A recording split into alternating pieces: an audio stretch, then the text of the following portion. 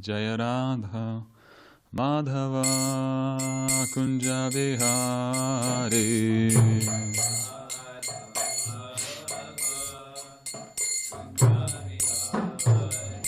Jaya Radha Madhava Kunja Vihari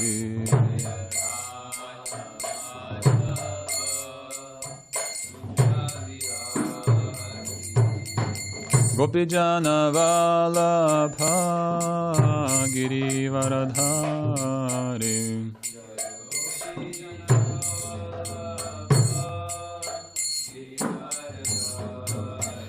Jaya Gopijana Vallabha Girivaradhari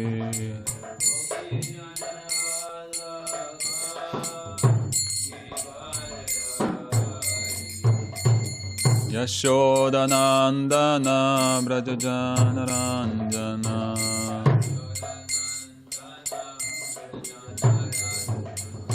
Yashodanandana Brajajanaranjana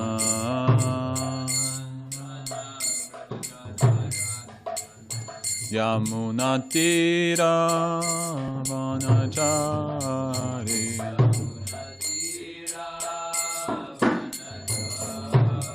Yamunatira Vanachari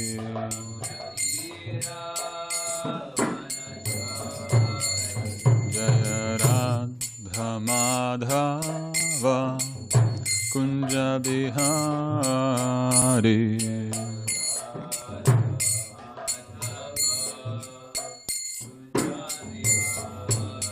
Jaya Radha Madhava Kunja Vihari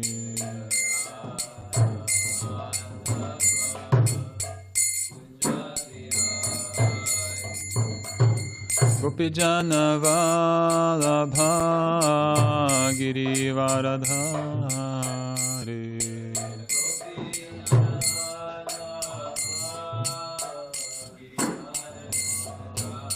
Jai Gopijana Vallabha Girivaradhari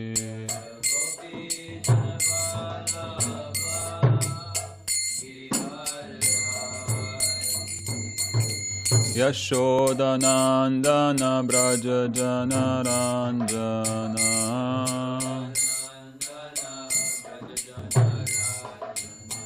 Yashodanandana Brajajanaranjana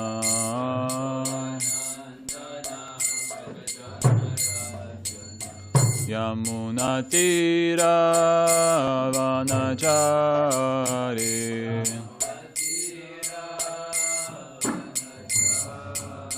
Yamunatira Vanachari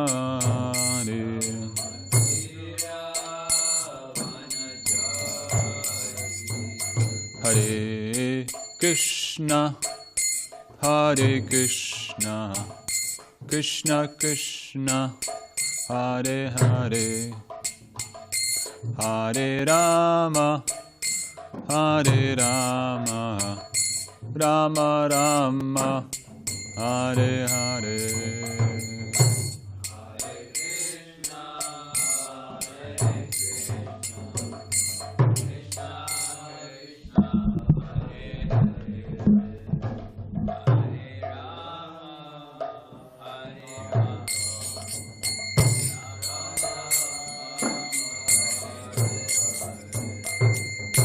Hare Krishna, Hare Krishna,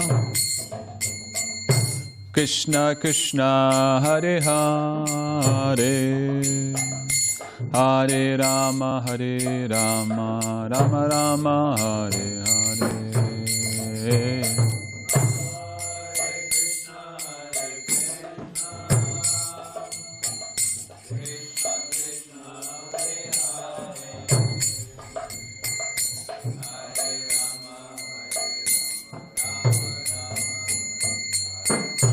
Jaya Radha Madhava Kunja Vihari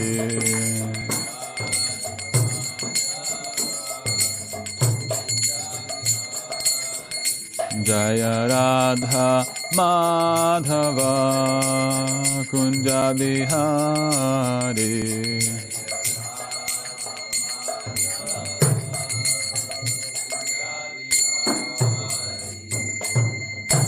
Jai Vishnupad Paramahamsa Parivrajikacharya Shtotra Srimad Bhakti Vedanta Swami Srila Prabhupada Ki Jai.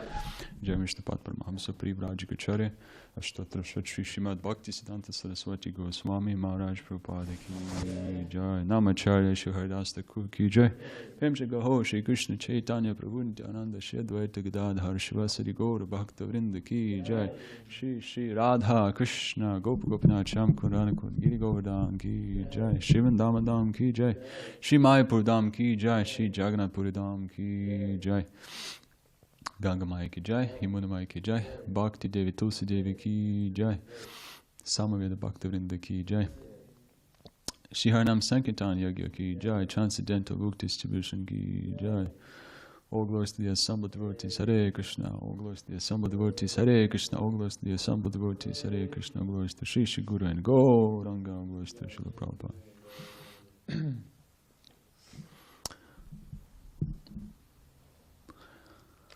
Reading from 8th Canto, chapter number 20, text 20 and 21.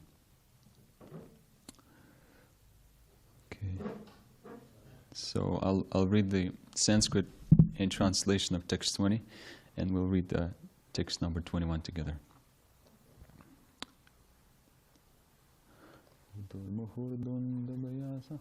Nidurmuhurdundubhaya sahasrasho Gandharva kim purusha kina rajagu manasvinanena kritam suduskaram vidvam adatyat ripave jagatrayam. This is text 20. Translation. The Gandharvas. Before I do that, Om Namo Bhagavate Vasudevaya. Om Namo Bhagavate Vasudevaya. Om Namo Bhagavate Vasudevaya. Translation of text 20. The Gandharvas, the Kimpurushas, and the Kinnaras sounded thousands and thousands of kettle drums and trumpets again and again. And they sang in great jubilation, declaring how exalted a person is Bali Mahārāja, and what a difficult task he has performed. Even though he knew that Lord Vishnu was on the side of his enemies, he nonetheless gave the Lord the entire 3 worlds in charity. Text number 21. Tad.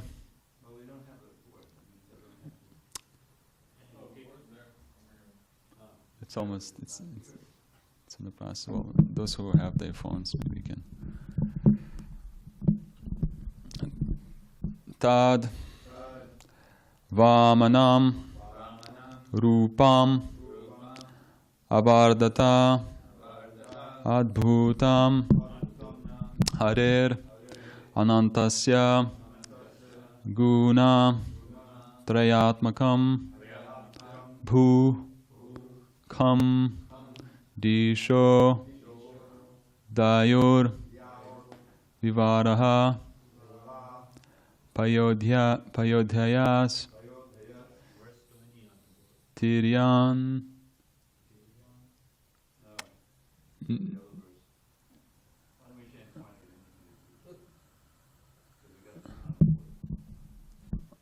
I already chanted 20. I know, but we don't get the chanting.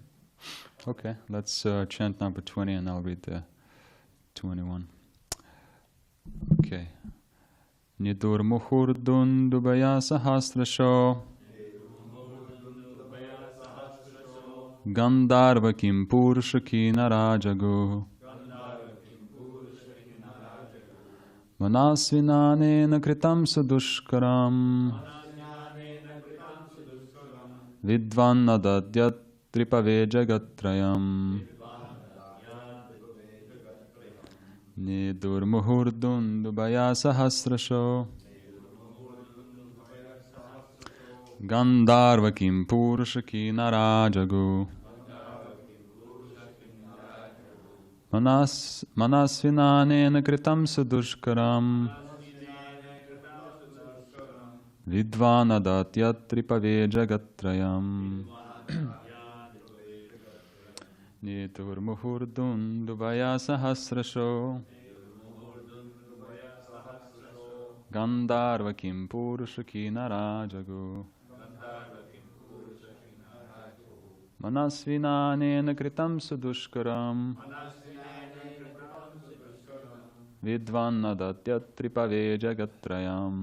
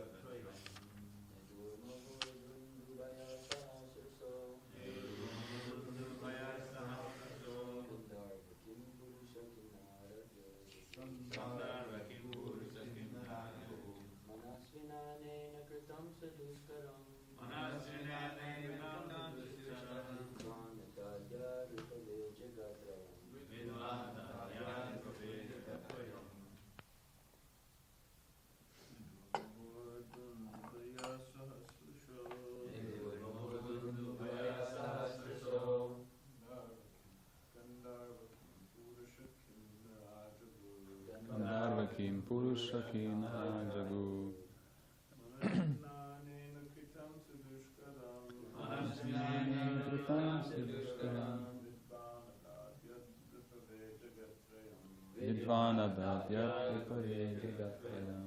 Anyone else? Online? Nedur muhur dundu payasa hashrasho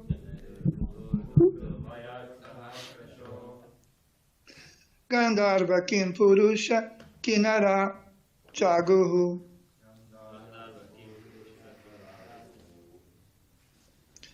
Manasvinanena kritam sudushkaram Vidvana dadyat pripave jagatrayam Vipave Jagatrayam Nedu began to beat.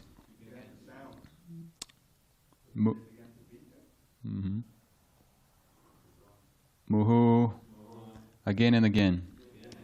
Dundubhayaha trumpets and kettle drums. Sahasrasha by thousands and thousands. Gandharva, the residents of Gandharva Loka. Kim Purusha, the residents of Kim Purusha Loka. Kinaraha, and the residents of Kinara Loka. Jaguhu began to sing and declare. Manasvina, by the most exalted personality. Anena, by Bali Mahārāja. Kritam was done. Sudushkaram, an extremely difficult task. Vidvan, because of his being the most learned person. Adat, gave him a gift. Yat, that. Ripave, onto the enemy, Lord Vishnu, who was siding with Bali Mahārāja's enemies, the demigods. Jagatrayam, the three worlds. Translation: the Gandharvas, the Kimpurushas, and the Kinnaras sounded thousands and thousands of kettle drums and trumpets again and again, and they sang in great jubilation, declaring, "How exalted a person is Bali Mahārāja, and what a difficult task he has performed." Even though he knew that Lord Vishnu was on the side of his enemies, he nonetheless gave the Lord the entire three worlds in charity. Text 21. Translation: the unlimited Supreme Personality of Godhead, who had assumed the form of Vāmana, then began increasing in size, acting in terms of material energy, until everything in the universe was within his body, including the earth, the planetary systems, the sky, the directions, the various holes in the universe, the seas, the oceans, the birds, the beasts, human beings, the demigods, and the great saintly persons. Purport. Bali Mahārāja wanted to give charity to Vamanadeva, but the Lord expanded his body in such a way that he showed Bali Mahārāja that everything in the universe is already in his body. Actually, no one can give anything to the Supreme Personality of Godhead, for he is full in everything. Sometimes we see a devotee offering Ganges water to the Ganges. After taking his bath in the Ganges, a devotee takes a palmful of water and offers back to the Ganges. Actually, when one takes a palmful of water from the Ganges does not lose anything. And similarly, if a devotee offers a palmful of water to the Ganges does not increase in any way. But by such an offering, the devotee becomes celebrated as a devotee of Mother Ganges. Similarly, when we offer anything with devotion and faith, what we offer does not belong to us, nor does it enrich the opulence of the Supreme Personality of Godhead. But if one offers whatever he has in his possession, he becomes a recognized devotee. In this regard, the example is given that when one's face is decorated with a garland and sandalwood pulp, the reflection of one's face in a mirror automatically becomes beautiful. The original source of everything is the Supreme Personality of Godhead, who is our original source also. Therefore, when the Supreme Personality of Godhead is decorated, the devotees and all living entities are decorated automatically. At the end of the purport. Om Ajnana Timirandasya Jnananjana Chalakaya Chakshurun Militam Yana Tasmai Shri Gurave Namaha Shri Chaitanya Manobhishtam Stapitam Yana Bhutale Swayam Rupakadamayam Dadati Swapadantikam Vancha Kalpatarubheshcha Kripa Sindhubhyevacha Patitanam Pavanebhyo Vaishnavebhyo Namo Namaha. Jai Shri Krishna Chaitanya Prabhu Nityananda Shri Advaita Gadadhar Shivasari Gaura Bhakta Vrinda. Hare Krishna Krishna Krishna Hare Hare Hare Rama Rama Rama Hare Hare. Nama Om Vishnu Paraya Krishna Prishtaya Bhutale Srimad Bhaktivedanta Swami Niti Namine Namaste Saraswati Devi Gauravani Pracharine Nirvichesha Shunyavari Pashchate Deshatarine. Translation: the unlimited Supreme Personality of Godhead, who had assumed the form of Vāmana, then began increasing in size, acting in terms of the material energy, until everything in the universe was within his body, including the earth, the planetary systems, the sky, directions, the various holes in the universe, the seas, the oceans, the birds, beasts, human beings, the demigods, and the great saintly persons. So this is what we see happening, that Vamanadeva is increasing in size, and later in this chapter he'll show his universal form. He's getting ready to take everything in this within these three worlds. And about Bali, Mahārāja being a devotee at birth, so I was thinking that we had a little discussion, and I don't remember coming to a conclusion. One of the purports says that Bali Mahārāja, by the grace of Prahlād, he received the seed of devotional service. And when that seed developed, he achieved the ultimate fruit of that service. And that was achieved by the mercy of Vamanadeva, who is now increasing in size. So, immediately upon the appearance of Lord Vamanadeva, Bali Mahārāja surrenders everything without deviation, and is showing the symptom of great determination. That's why he's known as the Mahājan. And he's an example of Atmanivedana, great surrender. He surrendered everything that he had, including his wealth and land, everything. So he's known as also a Kripa Siddha. He's receiving that mercy from Vamanadeva. And by nature, Bali was favorable to Bhakti because he was raised in a family of devotees, Prahlad Mahārāja. But to attain prema, to attain the perfection, we need to get special mercy from the Lord. And that's what happened with Bali Mahārāja. And that mercy was given to him. His spiritual master, Shukracharya, was trying to convince him not to do it, although he already promised. He would tell him that you should get out of this promise. He'll take everything from you. That's unreasonable. Don't do it. And he would think for some time. Bali Mahārāja would think. He took a little moment to think, contemplate on this. And he was remembering that actually you yourself were teaching me that all the yagyas and worship is supposed to be offered to Vishnu, Lord Vishnu.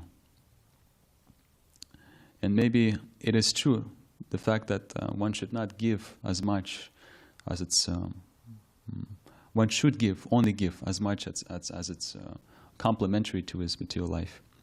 Reasonable amount, not everything. But how can I lie to this Supreme Personality of Godhead, to Vamanadeva? I already promised. And there's nothing worse than cheating a Brahmana. A Mother Earth can bear many things, but not the lies, especially the lies to the Brahmana. And what to speak, the lies to the Supreme Personality of Godhead.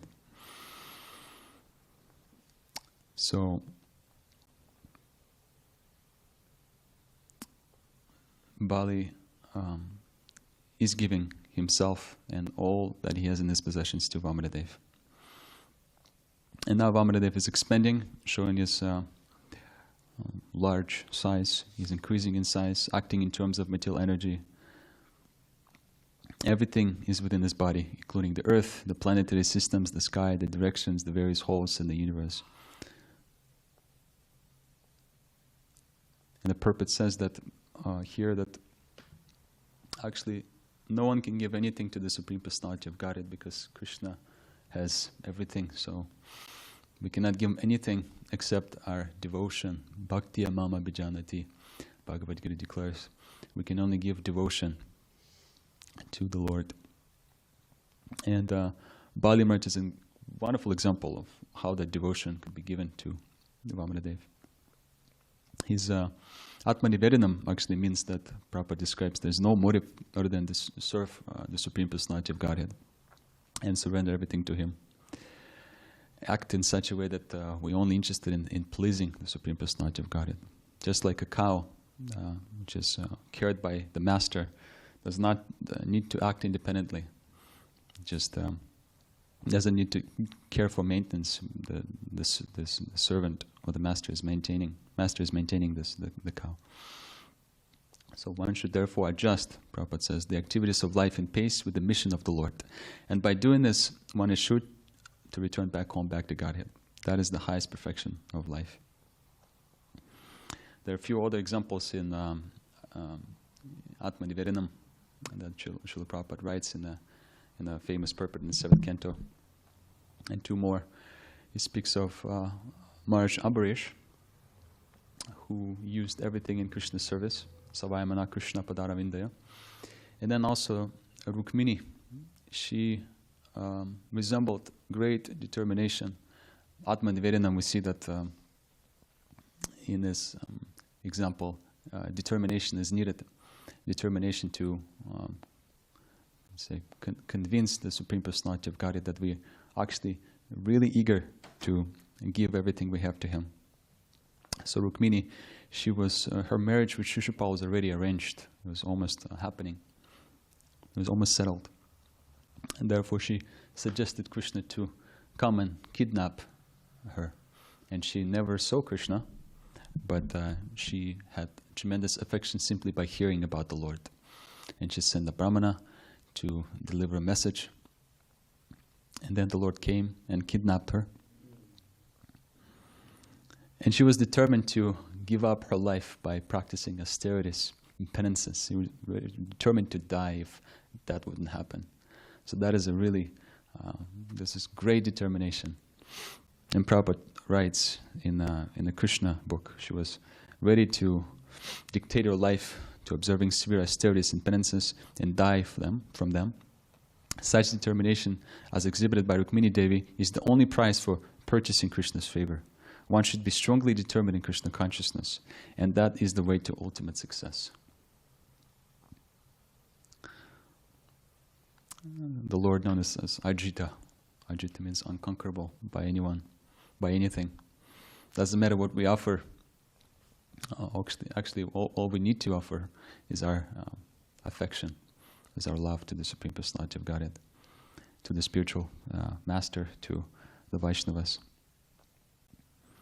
I was reading this first canto, the part where Arjuna went to Dwarka to understand what are the next activities of the Supreme Personality of Godhead. And he didn't come back for a while, for some months. So Yudhishthira and Bhima, they were quite worried about what's happening.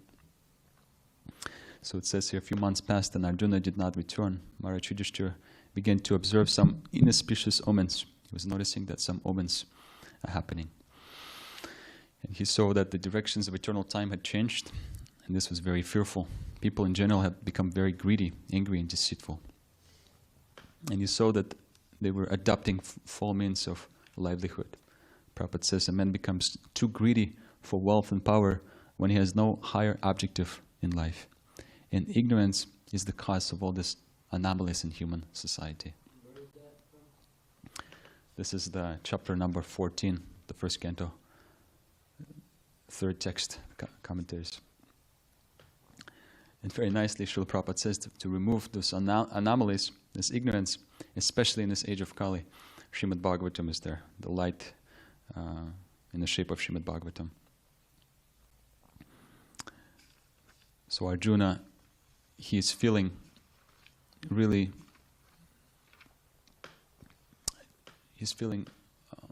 worried and dejected when he learns that Krishna is, there's going to be separation from the Lord. But then what happens is later he remembers the instructions of the Supreme Personality of Godhead in a later chapter, the 15th chapter. And those instructions are not different from Krishna. Prabhupada says that the deep meditation on the form of Krishna is as good as yogic trance. So, being deeply absorbed in thinking of the instructions of the Lord, which were imparted in great intimacy of friendship, and in thinking of his lotus feet, Arjuna's mind became pacified and free from all material contamination. And it's interesting how the feeling of this separation from the Lord is very painful to everyone, especially when if we apply material logic, we can see that this is so painful. This is painful to be separated from Krishna or from anything or anyone. But because Krishna is the objective, it has a transcendental effect. It pacifies the heart. So that separation, which is known as Vishada, this feeling of despair, it causes the feeling of despair, is actually pacifying the heart. And the next text, this is 1:15-29. Arjuna's constant remembrance of the lotus feet of Lord Shri Krishna rapidly increased his devotion. So remembering the Lord rapidly increased devotion of Arjuna. And as a result, all the trash in his thoughts subsided. All the trash in his thoughts, all the things that were causing pain, lamentation, or dejection subsided simply by remembering the lotus feet. And it's a wonderful purport here. It's quite short. It says, material desires in the mind are the treasure of material contamination. Material desires in the mind. By such contamination, the living being is faced with so many compatible and incompatible things that discourage the very existence of spiritual identity. So this contamination, which comes as the byproduct of material desires or reactions for material desires, is compared to the trash, and it discourages the very existence of the soul. Birth after birth, the conditioned soul is entrapped with so many pleasing and displeasing elements, which are all false and temporary. They accumulate due to our reactions to material desires. But when we get in touch with the transcendental Lord in His variegated energies by devotional service, the naked forms of all material desires become manifest. So when we come in touch with the energy, with the Parashakti, with the internal energy, Daiva Shakti of the Lord, when we start performing sadhana bhakti, everything becomes clear, and the material desires become naked. They manifest as obvious. This is trash. This is not needed. We begin to notice this within ourselves. And then also what happens, the intelligence gets purified. The intelligence of a living being is pacified in its true color. So we can truly discriminate and see what is our goal and what is the way to take advantage of this devotional service. How should we do it? Intelligence becomes purified. As soon as Arjuna turned his attention towards the instructions of the Lord, as they inculcated in the Bhagavad Gita, his true color of eternal association with the Lord became manifest. And thus he felt free from all material contaminations. So he remembered Krishna in his instructions, and all the lamentation went away. All the things that were impeding also went away. And this chapter describes how Mahārāja Yudhishthira also remembered those instructions. And we all can take advantage and take shelter in those instructions. And whenever there's things that impede our progress, this trash thoughts appear in the mind, just simply by remembering the instructions of the Lord. That is the great opportunity to become clear in what is needed to be done. Rupa Goswāmī defines the symptoms, characteristics, and pure bhakti, Uttama bhakti. Uttama bhakti has two, in this text, the definition of Uttama bhakti has two parts to it. First part is, this is called Svarupa Lakshanam, the primary characteristics, and Tatashta Lakshanam, or secondary characteristics. We all know this verse, Anya Bilashita Shunyam, Yana Karma Janavritam, Anakulena Krishnanu, Shilanam Bhaktirutama. So the primary characteristics described by Rupa Goswāmī is Krishna Anushilanam. It's a continuous service to Krishna. Shilana means cultivation. Anu means following the acharyas. And according to Anushilanam, it also has two forms. This continuous devotional service comes in two forms. First form is active, Cheshta Rupa, using body and words and mind.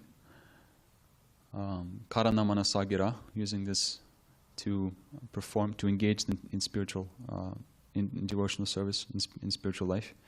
And that is the level of sadhana bhakti. And eventually the sadhana bhakti progresses to bhava rupa, or some feeling of emotion that arises in practice. It's called priti, or feeling of vishada, feeling of despair. And that is the level of bhava bhakti or prema bhakti. So Krishna Anushilana means service to Lord Krishna or his expansions. Like that. Expansions such as Vamanadeva, for example, or Nrsimha. And Krishna conscious activities of devotional service, are directly under the control of Lord's internal energy, Swarupa Shakti, Parashakti. So when we begin to think or plan or speak the glories of the Lord, or engage our body in service of the Lord, we can see that the great things start to happen, purification and more affection. If we do it, of course, with motivation of Krishna Anushilanam, begins to take place. And then the secondary characteristics, this is called Tatashta Lakshana. That is the that is the Anyabilashita Shunyam. With Krishna Anushilanam comes Anukulina. Anukulina means we have to act in favor to the Supreme Personality of Godhead and have no hostility. And then the secondary characteristics of bhakti is Tatashta Lakshana. That is freedom from material desires. Anyabilashita Shunyam. Abilash means desire.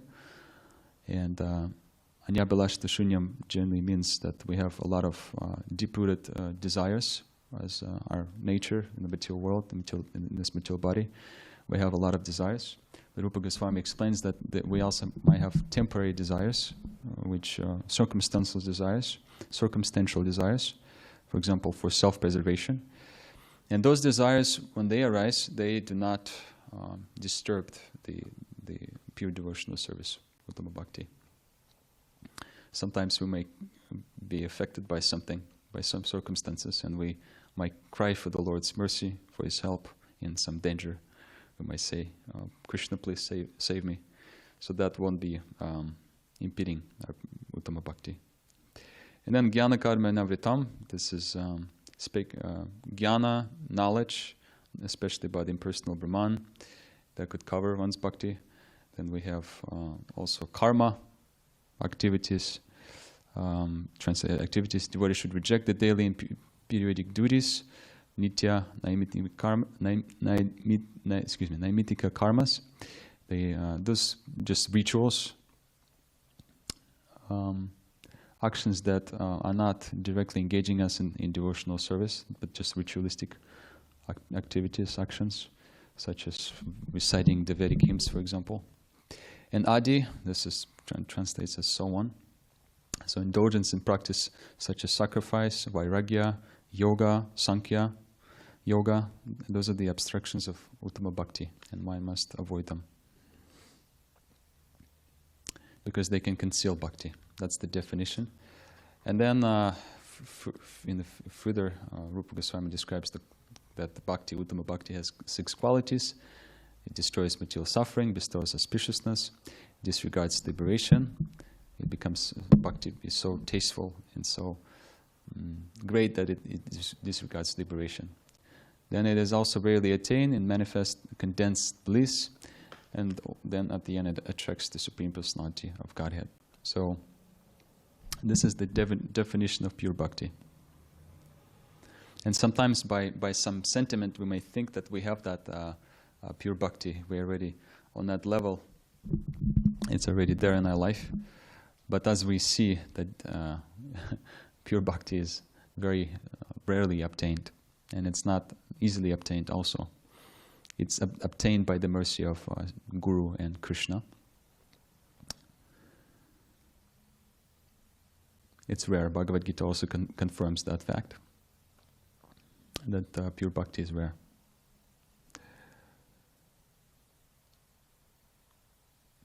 It cannot be forced. Force is not something that can help this pure Bhakti, Uttama Bhakti, to arise in our heart.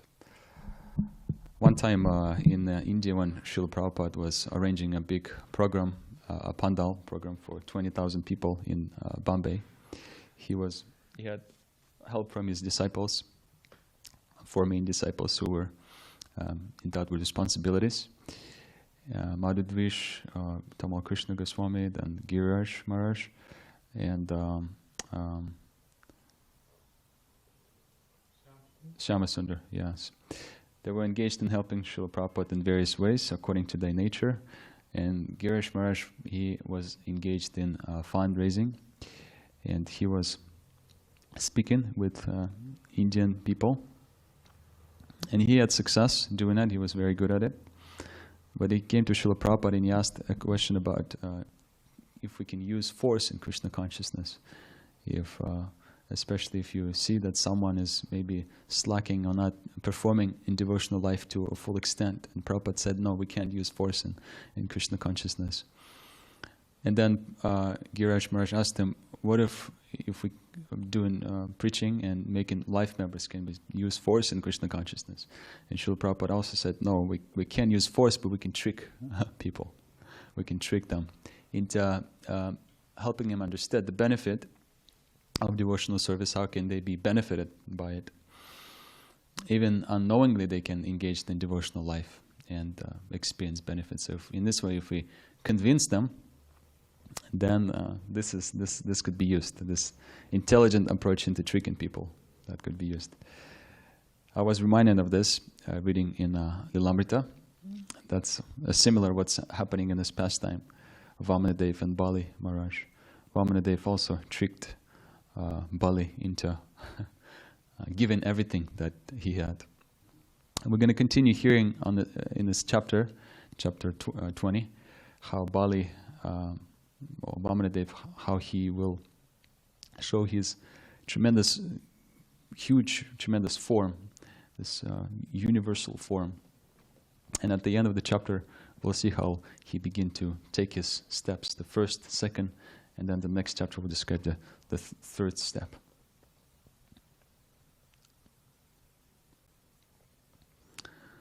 So, we read text 20 and 21 today, where we see that Vamanadeva beginning to increase in size, and Bali Mahārāja is convinced and determined to give everything.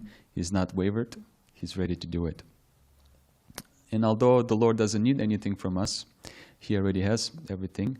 What he really likes to see is devotees performing Uttama Bhakti, pure devotional service, or attempting to do that by engaging in devotional activities such as Shravanam, Kirtanam, Vishnu, Smaranam, Padasevanam.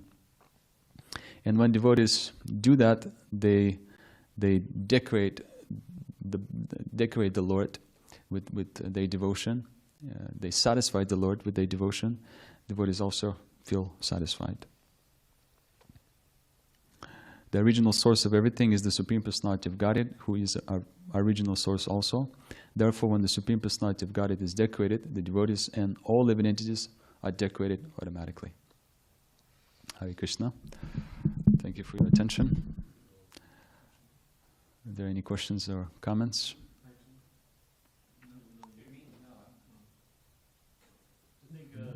Ananda Vrindavan Prabhu.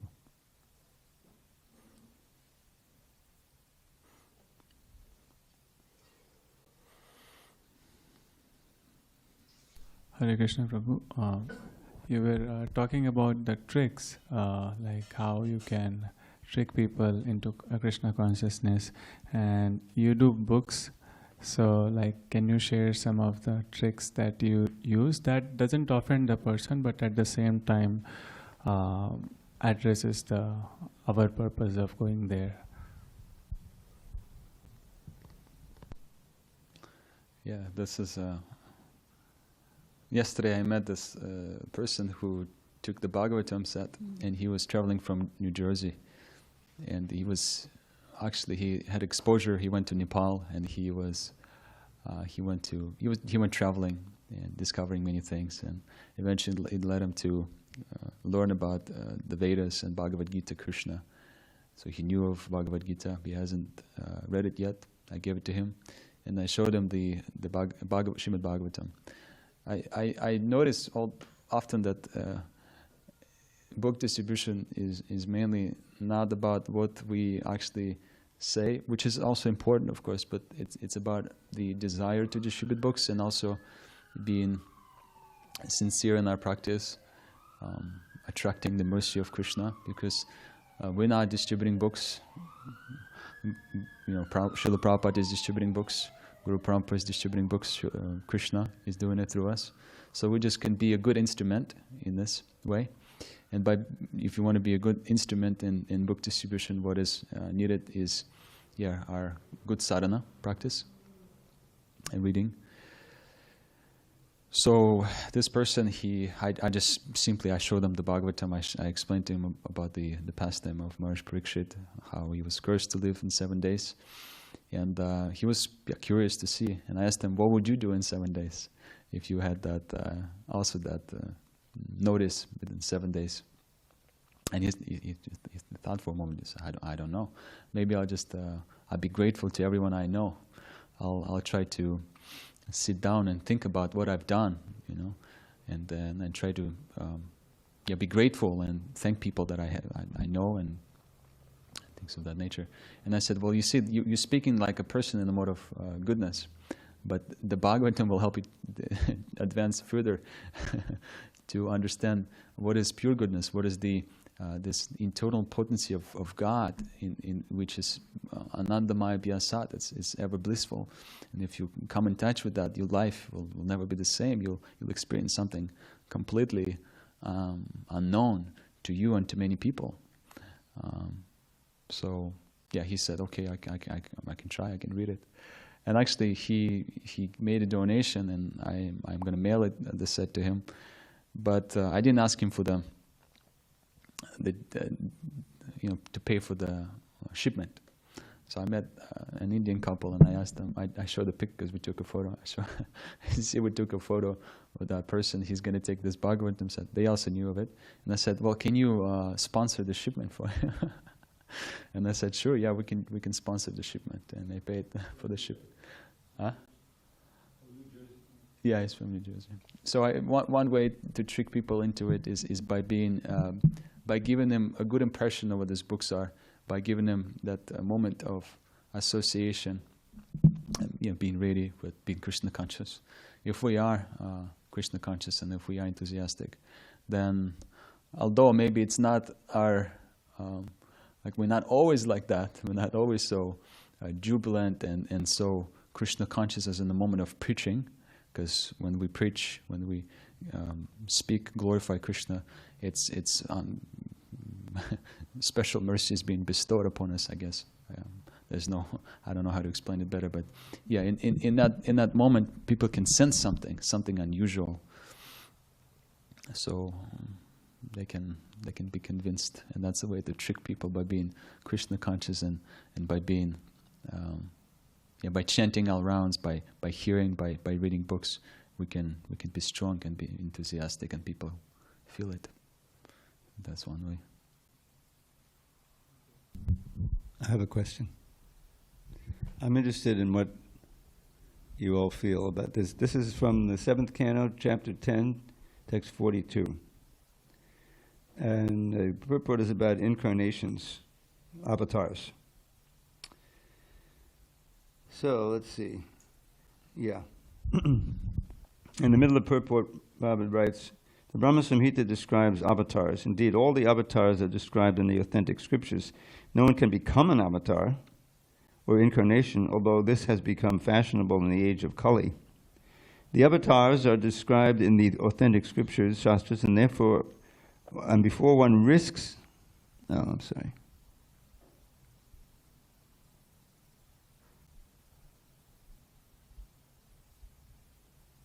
Yeah.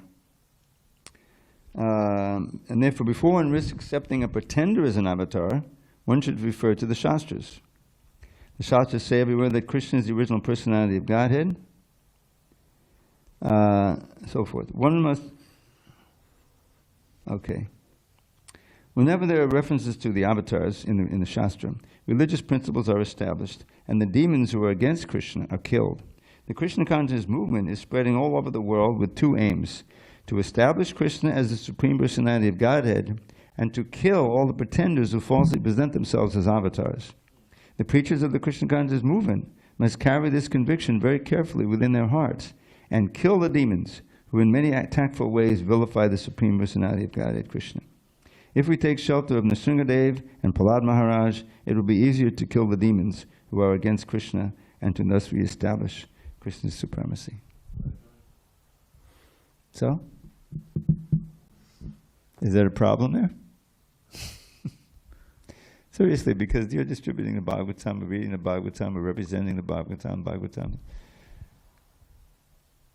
Should I write to the BBT trustees and say, what about this? It could be cited as a proof that we're murderers. We're killing the ignorance, right? Yeah. Well, the thing that came up when I encountered this twice already, Archita wanted to put this into the monthly BBT newsletter, and I prevailed upon him. Please don't put that in the newsletter. I want to advertise it. But I was thinking that we may not know this, but you should know it. That there was a controversial passage in the 4th canto having to do with King Puranjan. Wandering in the forest, he sees this beautiful woman, and he starts, what can I say, coming on to her, you know. And in the purport there, this has been discussed for years now. There was a passage in the last paragraph of the purport, and it was about rape. That this seems, that there's not really a rape scene. He's just, talking to her. But anyway, Prabhupada gets into that, and he says that ultimately, and he seems to be saying that women, famous line, women like people who are like men who are expert at rape. And this has been, I wrote a whole essay on it, how this is a mistake in editing, that Prabhupada didn't really say exactly that, and he didn't mean it. But anyway, they decided finally just take out the purport, take out that paragraph of the purport. So that will no longer be printed in the Bhagavatams that you sell. But that was one, paragraph, part of Prabhupada's book that was cited. We have enemies, people, but and they put them online and Wikipedia. I don't know. Anyway, I'm just throwing this out because we're devotees. We're reading the Bhagavatam, and we're representatives. And if someone comes up on the street to you and asks, "What about this? Do you guys kill these?" I don't want to name names, but there's people who have claimed over the years to be avatars.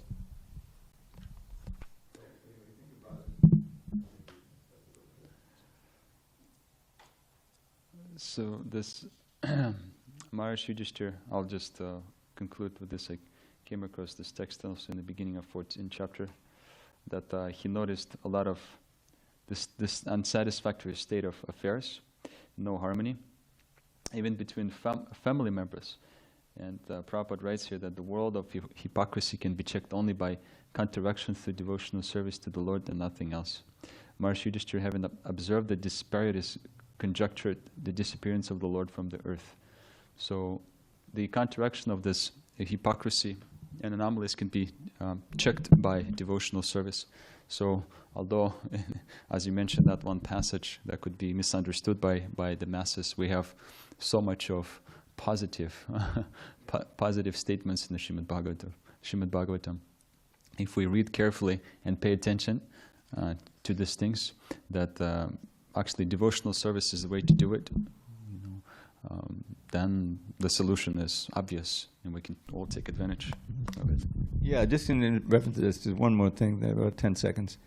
And elsewhere, Prabhupada points out that whereas Lord Krishna came in order to kill the demons, and he killed a lot of demons, he came again as Lord Chaitanya. Lord Chaitanya doesn't kill the demons.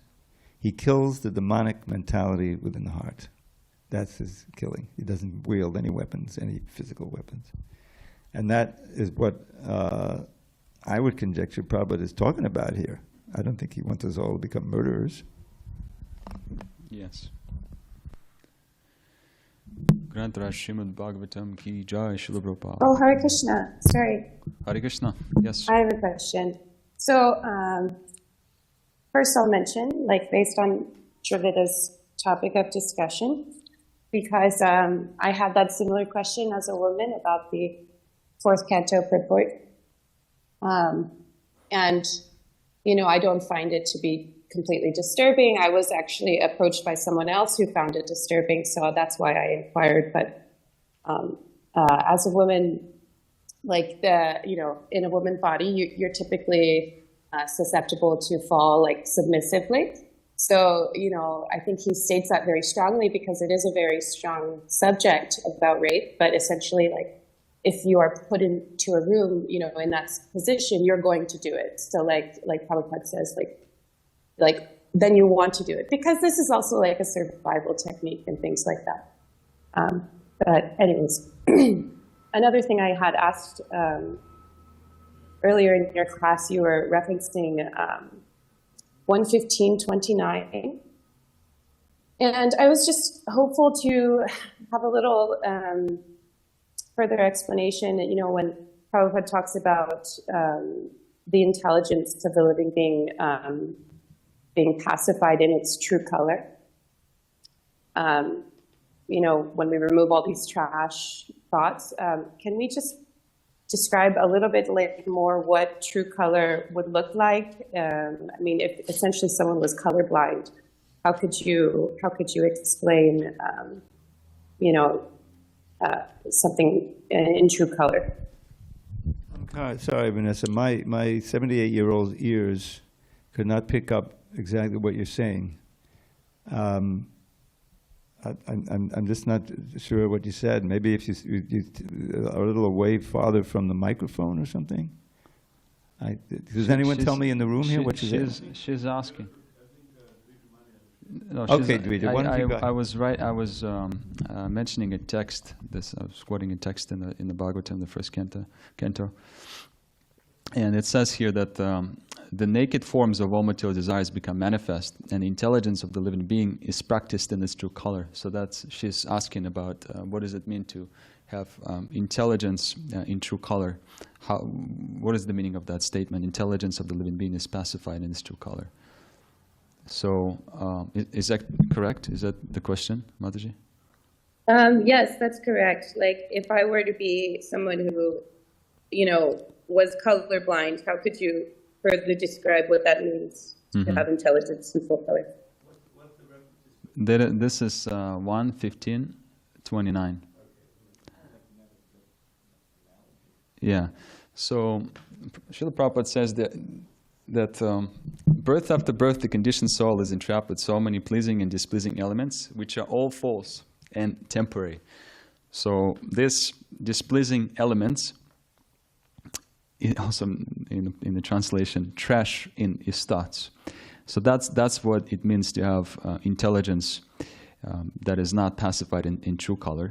So when devotees understand that material desires, they become an obstruction in our spiritual practice, then the intelligence is well established. For example, in the Bhagavad Gita, Krishna says in the 13th chapter that we experience good and evil among various species.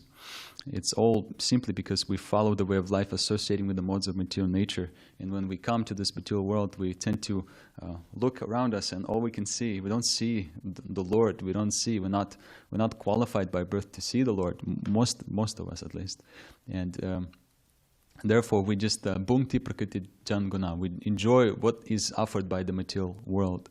And of course, when we do that, we know that we're trapped by this conditioning of birth and death. But when we meet a spiritual teacher, or when we meet devotees, then they give us the intelligence on the path of bhakti, how to instruct the mind to accept Krishna as the Supreme Personality of Godhead. And Prabhupada explains in this text, this is 13:22, that the solution is Krishna consciousness. And how do we get Krishna consciousness? Krishna consciousness can give us that sound mind and purified intellect. Or as Srila Prabhupada also says here, the pacified intelligence is pacified in its true color. So simply, Srila Prabhupada explains by hearing. And the living entity, if he submits to this hearing, or she submits to this hearing process, then the long cherished desire to dominate material nature is reduced. And instead, what is developed is the desire to serve Krishna. And that's what it means. That's what Srila Prabhupada is saying. And Arjuna is also feeling like that because he was feeling dejected. Krishna is gone. I've had so much association with Krishna, and now I am alone.